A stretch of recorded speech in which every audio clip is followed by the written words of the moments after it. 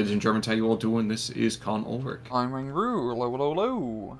And folks, coming to you today on Sleuth's Best, we want to bring you some more SD2 vanilla action, but we want to go and highlight this beautiful player in blue. What's going on over here in blue, sir? On left hand side in blue, we have Tosdi playing as the new, I can't even say it, but I was just call it Toulon with a Maverick income. And the right hand side in red, we have Red is Patu Tiger in the first French. Very long name, just going to call him Patu. He is playing 3rd US Armoured with also a Maverick income. So it looks like we have a 50s Jeep opening here, so this could be kind of deadly, just already getting action right off the bat. What the heck should we expect from Toulon? So, I mean, just a quick overview. We are going to see that this is the defensive group of Toulon, historically speaking. I like them to Gross Paris, but you said slightly differently. How's that?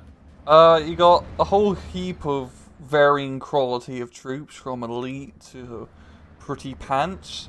Not a lot of armor, decent support, and yeah, they're a pretty fun division. Definitely another hodgepodge division, which works pretty well. But I really want to note just how goddamn effective Part 2 is doing so far. Just this early aggression. I mean, up north, he's just broke through with armored LMG rifles in classic American style, just charging enemy line with machine gun fire, pinning them down, and just outflanking and outmaneuvering them. I do want to call in the meantime, though, down to the south, Tosdi. I mean, despite the fact that he's got an incredible breakthrough, Tosdi is still the one with all the flags, and in 11 seconds, that float plane artillery observer is going to drop unholy hell down on these American troops, I think. Yeah, but that's going to be a pretty damn good target of how bunched up all those Yanks are.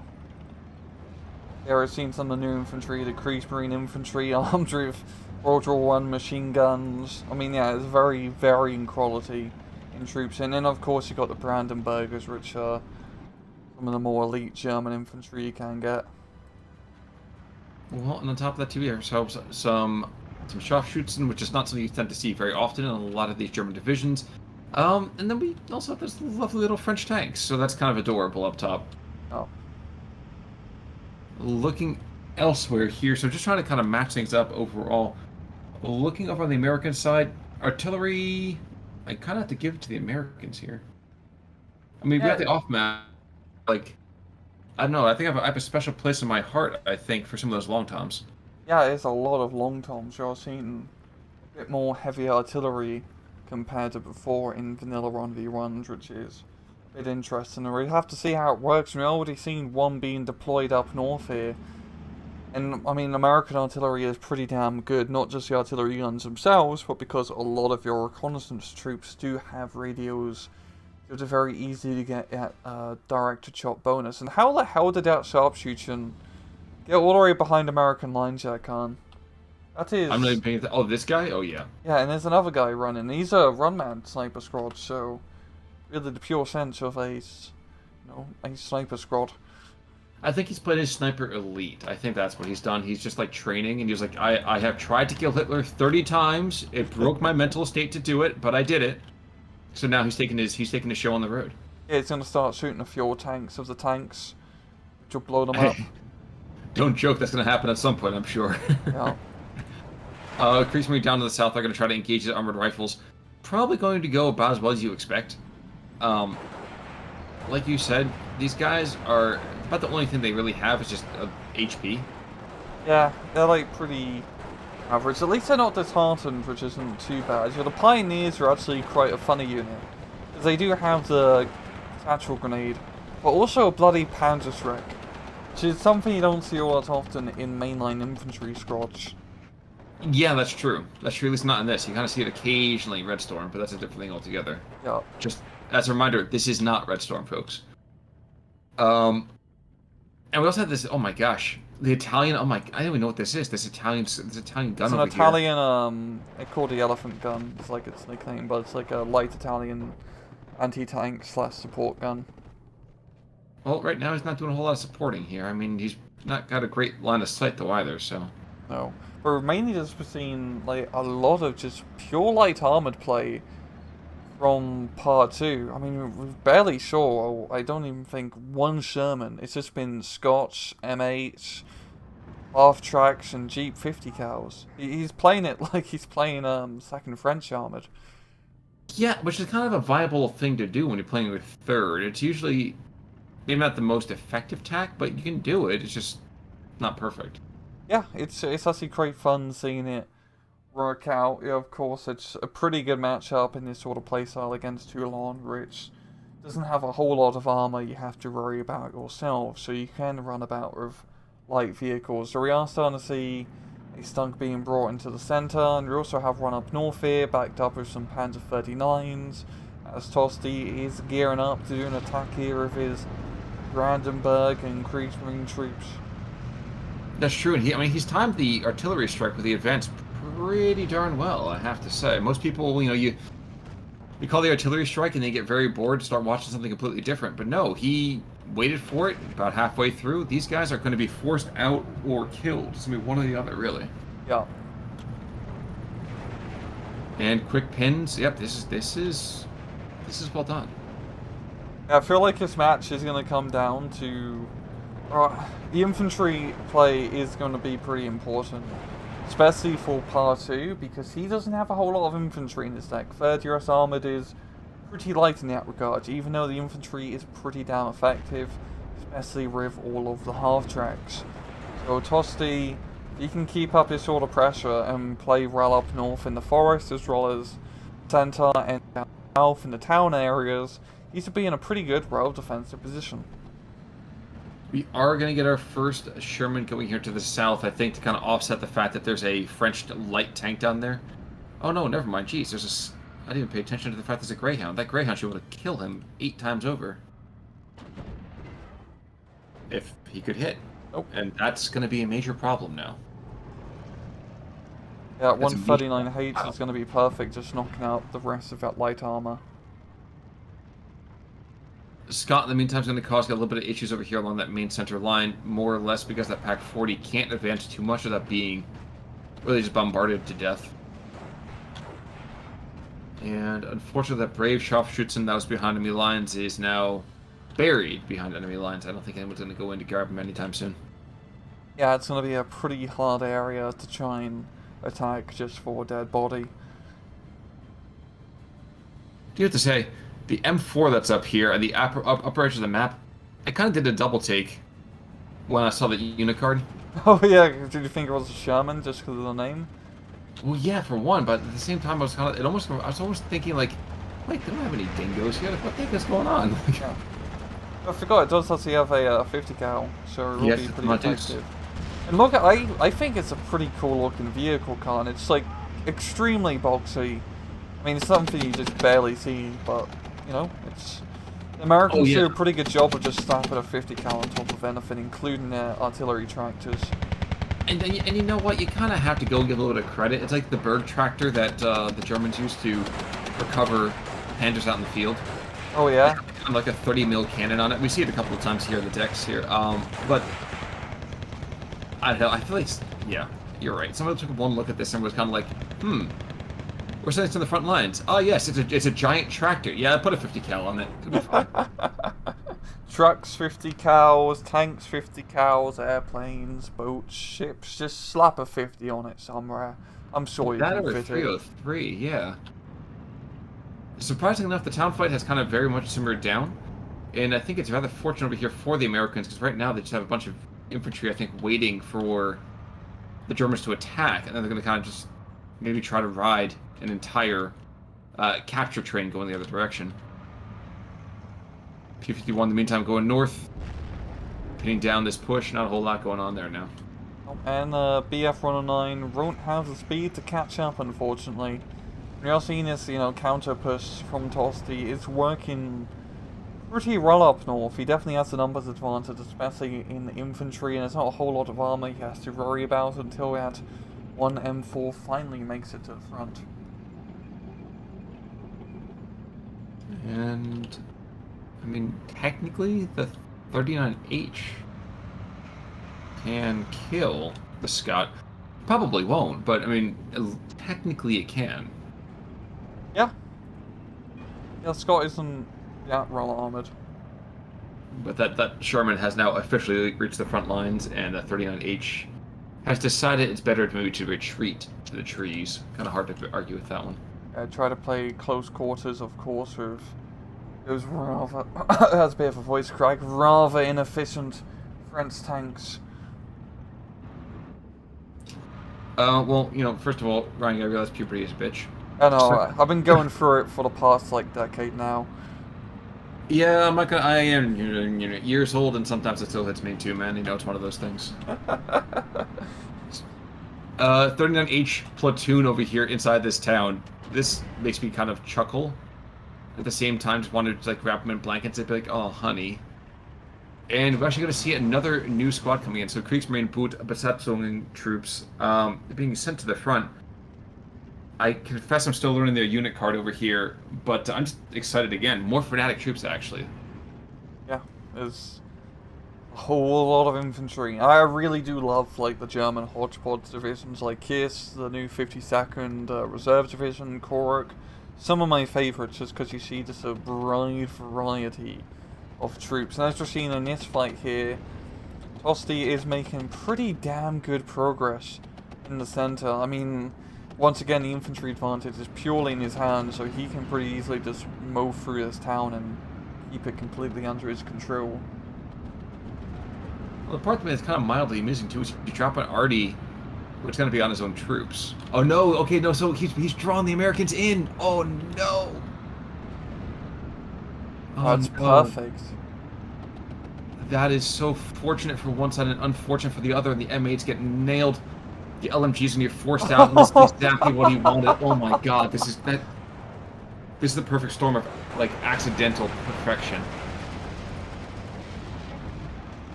Oh man, I couldn't have planned that any better than he just did accidentally. Holy crap! What a good strike here, Khan. What a good strike. And again, he moves his like. How would you call it? The blue cliffs wait for the artillery to be done, and they all just kind of mulch on forwards, which is probably good since his push here in the north has very much stagnated, got blown apart by the Sherman for one.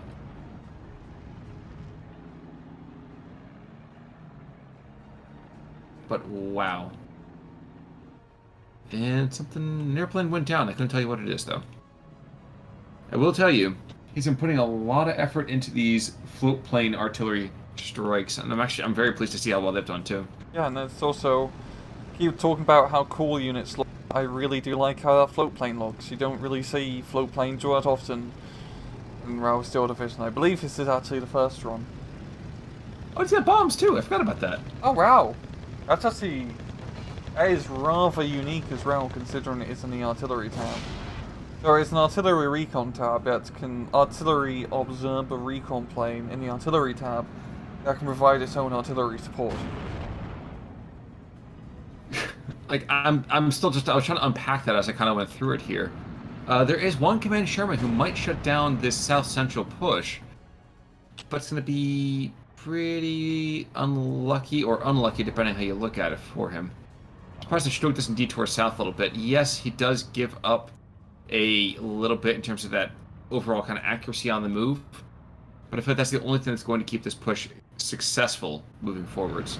Yeah, and for part 2, really, he played pretty hard in the light armor and infantry play early on, didn't work out.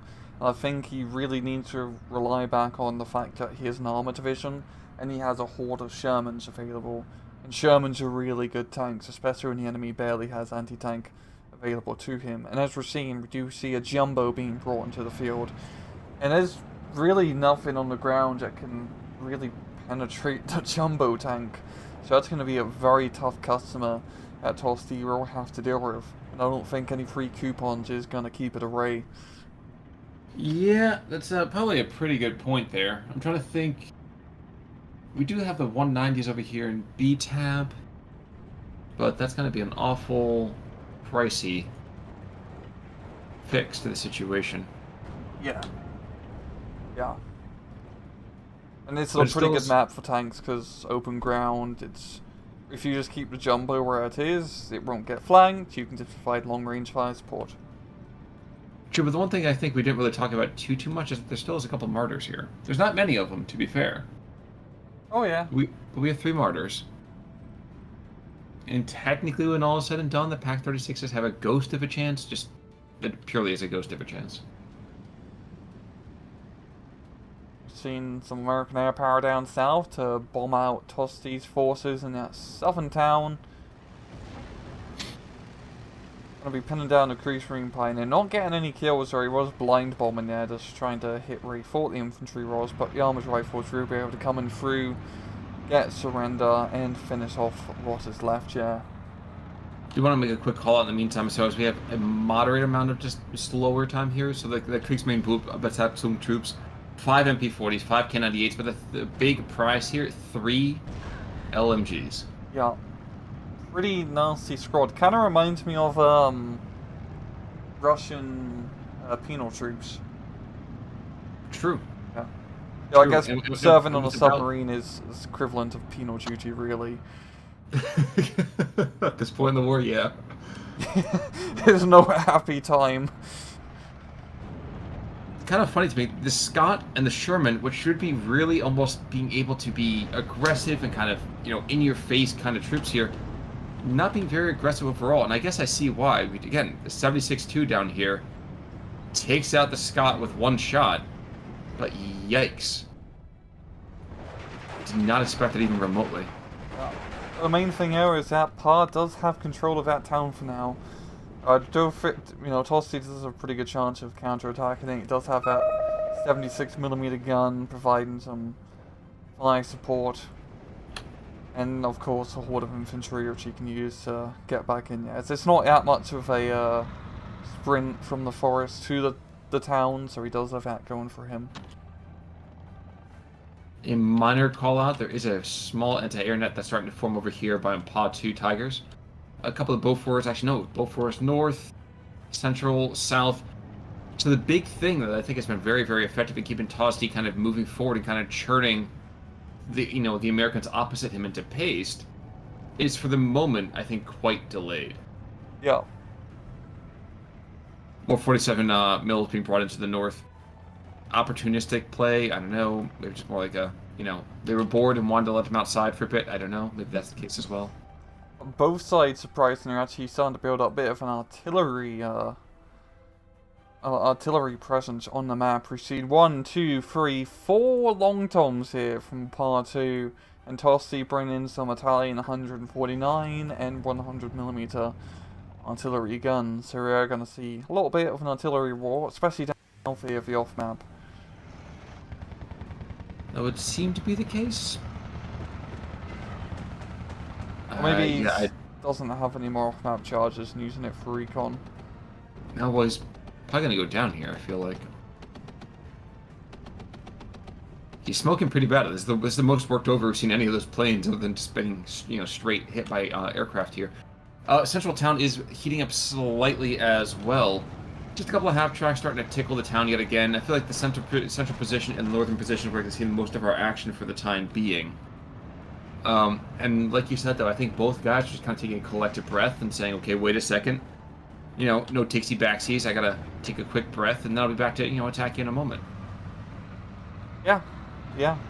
The main thing, once again, is Tosdi definitely has the reserves to throw into his town fight, so if he's bleeding, a little bit in the town, that's not too bad. He can, or his counterattack. And his armored rifles in the central town are definitely a bit outnumbered. Outnumbered, true. Rarely outfought, but certainly outnumbered. Jumbo, in the meantime, finding out there's a 105 actually out there, which I kind of forgot. It has a crazy pen. Holy crap, that is... I can kill a Jumbo con. I can reasonably kill a Jumbo.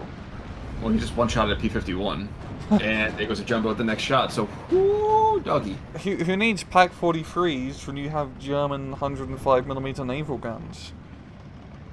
Yeah, you're right, that is a naval gun, isn't it? Yeah, I believe that's I'm fairly certain that's what they used.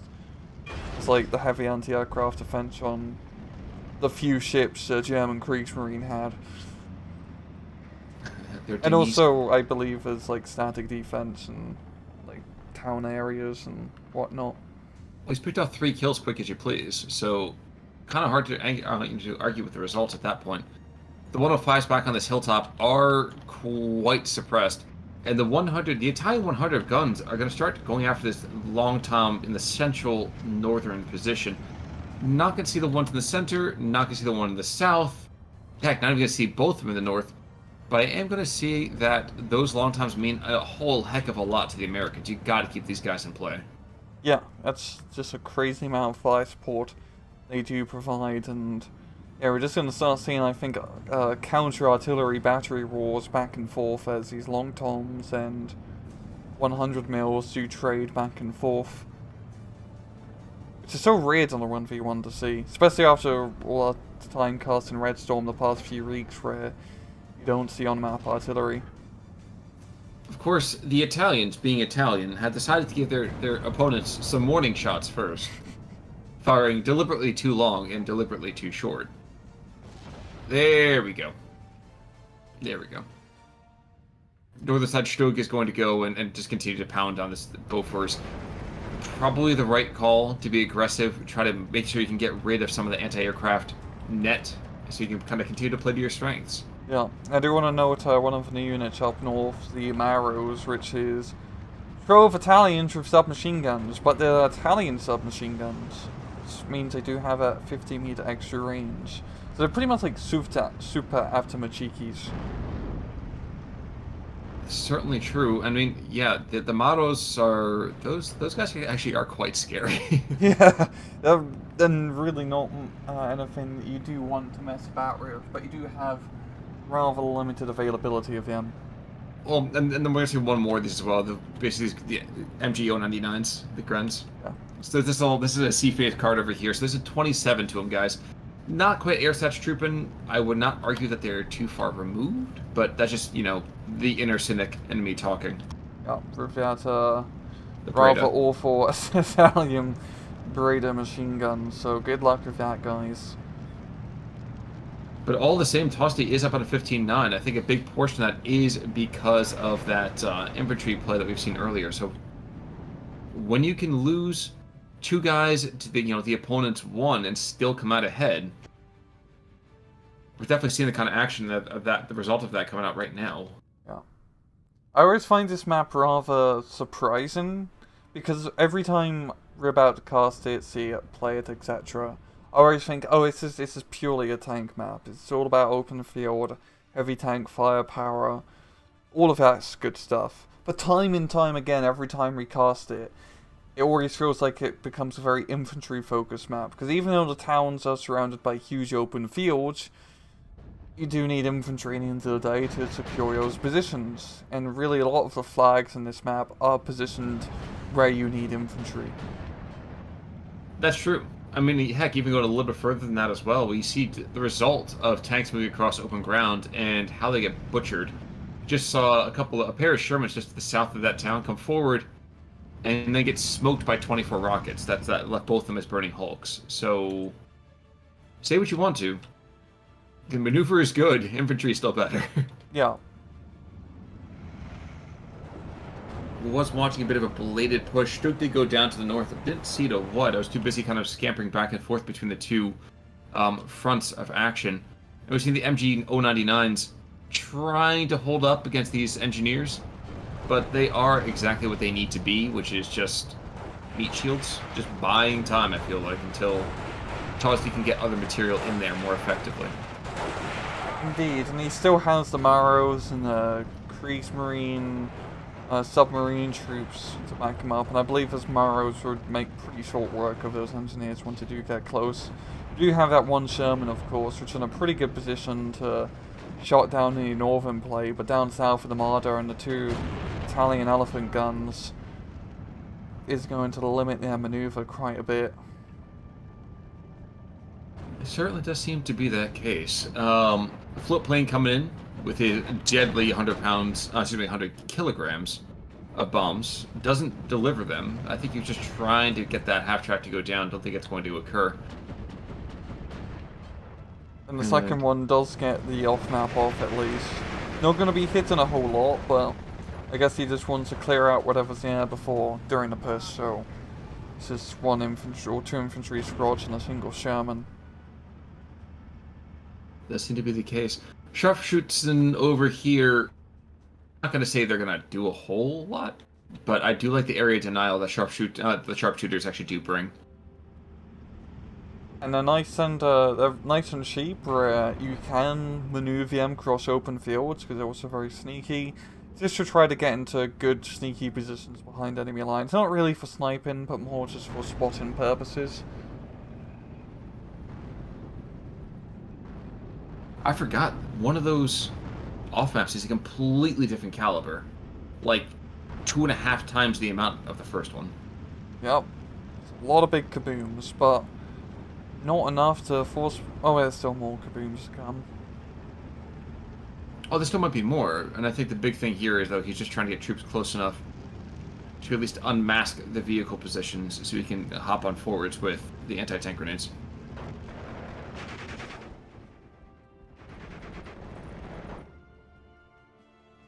Yeah, it's really just coming down to the infantry play, and I'm thinking at this point, Tosdi Part 2 must be running out. I mean, he's starting to throw in flamethrower troops and some of the engineers which he has, because he's lost a lot of those armored rifles throughout this match. He certainly has. We're seeing just constant airstrikes from Focke-Wulfs now that just seem to have no fear. I mean, he's even rocketing his own troops. Not quite sure about the wisdom of that one, but no fear anymore. It's just constant strafing, constant bombing runs. If you look into the south, yes, there still are Bofors everywhere. In fact, there are only 6 in the deck, but it seems that they've been constantly chattering since they've come on the field. Yeah, they're definitely good anti-aircraft pieces to have, just usually a general purpose. And also, you know, there's not a whole lot of armor I have to worry about, so they're actually pretty good infantry fire support. You do speak the true. I would love to see these pioneers in the central town move south, maybe along the outside of that town, and potentially pick up that command Sherman with the P-Shark. And we're seeing something. He's going to move forward a little bit. Hopping from house to house. Scampering forward. It's going to be a kill here. It's up. It's good. Woo! Yeah, one Sherman is really just retarding back that entire push for the time being. And for the time being, I think it's kind of the major thrust here, isn't it? All of the Italian guns got counter-batteried, and wait, let's take how many long toms? 1, 2, 3, 4. So, not really a whole lot changing over here on the American side. And then again, I think you have to love those pack howitzers. Yeah, they're pretty damn good. And Part 2 still managing to control the southern town, which is definitely nice. That's at least one flag he doesn't have to worry about for the time being, as Tosdi isn't gearing up to do any offensive maneuvers yet. And he's still holding on to that one flag in the center for the time being. Briefly for the time being, as the Kriegsmarine troops come in to finish up the job. Yes, they do. And that's going to kick off a lot more territory being lost. I'm wondering if this Kriegsmarine troop behind the front lines, he's trying to find, I think, that Bofors. I don't think he's going to kill him. But yeah, he's throwing down on him. This was a supremely necessary thing. He's going to sacrifice them to at least get eyes on. In fact, fanatical trait, they're not going to fall back, but... Well, if there's a Bofors... Unless ordered. You're allowed to fall back now. But the town is squarely in German hands, and, you know, we do have that Zis, we have a captured Zis, I think. No. Yeah, it's still a captured Zis. I keep going back and forth in that. The 76-2. Yeah, the one far down south? I believe... They're both still just Zis 2s. Yeah. Oh yeah, that's it's not technically a Zis 3 gun, it's actually an F-22 gun, which is very, very similar to a Zis 3 gun. The more you know. Yeah. Like, same caliber gun and everything. I believe the F-22 is like a slightly older model. And more reserved for artillery rather than anti-tank use, but I leave it to whoever in the comments want to tackle that. Well, it has been a while since we've had a Rooster lecture, so I'd love to hear from him on that one. And I mean that sincerely. Or heck, anybody out there who has any kind of knowledge about this. Kriegsmarine Infantry going to go and toss out a grenade? No! They decided that discretion is a better part of valor, despite the fact that he could be killing 3 squads of whatever's going to eventually kill his own allies here, so... You're just seeing the last push here of flamethrower troops to try and secure that town. Tosdi gonna counter-attack up north with a bunch of infantry across the open because there's nothing to stop him. There's really no armored units. This is for Part 2 being a armored division. We haven't really seen that much armor. No, but we have seen him just shell his own troops. Oh. Like the flamethrower squad you just sent in? Yeah. He literally just pounded them into dust. It was like watching... I don't even know how to describe it. It was awful. Maybe he wanted the flamethrower troops to get close so he can hit it with the artillery shelf, so the dude with a flamethrower tank blew up in front of the Germans. I'm pretty sure we're not playing that kind of game here, but hey, man, if you're a psycho and you're looking for someone to gunzerk against, I guess that works. More squad engineers, yeah, he's got to be running dry, and he's got to know that these scratch defenses are not going to be able to hold things back. He's getting kicked in the teeth constantly, which is kind of funny. Because I mean, if you look at Toulon over here as just on the merits of its own division, not a super strong division from a vehicle sense. I feel like there's such a huge missed opportunity here. Yeah. It really does feel like, I mean, Tosdi has managed to really take advantage of his infantry in this match, that's for damn sure. I mean, it's a very good infantry tab, to be fair. I mean, the Maros, the Brandenburgs, the Kriegsmarine are all fantastic, as well as having lots of nice cheap troops that you can throw into the fray as well.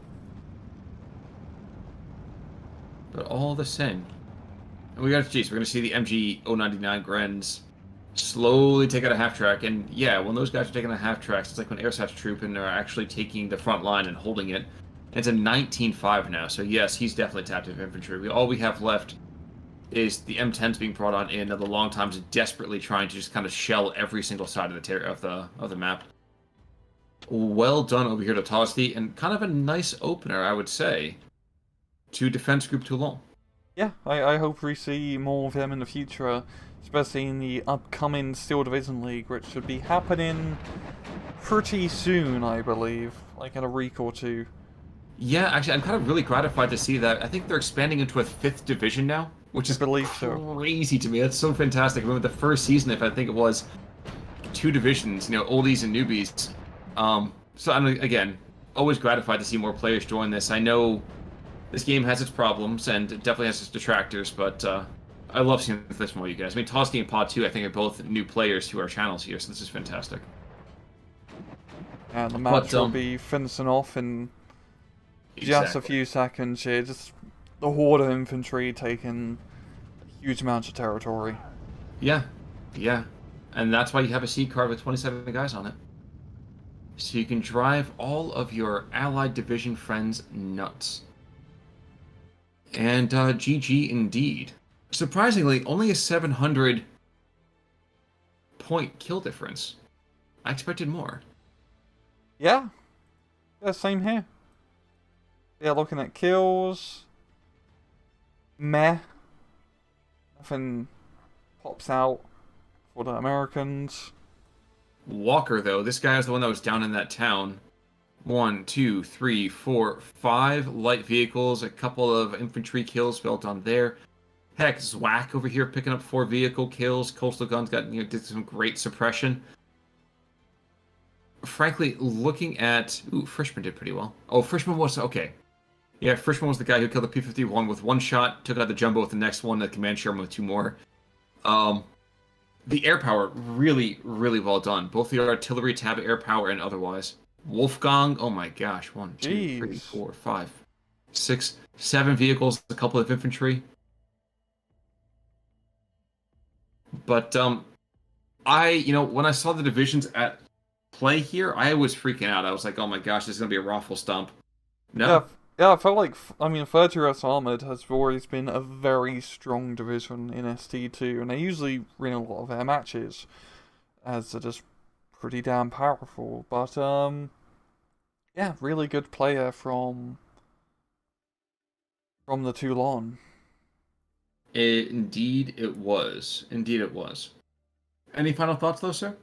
None, zero, nada. Bupkis. 9. Bugger all. Bugger in a suitably UKF way. Folks, I think that's going to do it for us tonight. As always, thanks so much for checking out the channels. Love having you guys here with us. Until next week, though, I'm Conolwork. I'm Rangru, take it easy.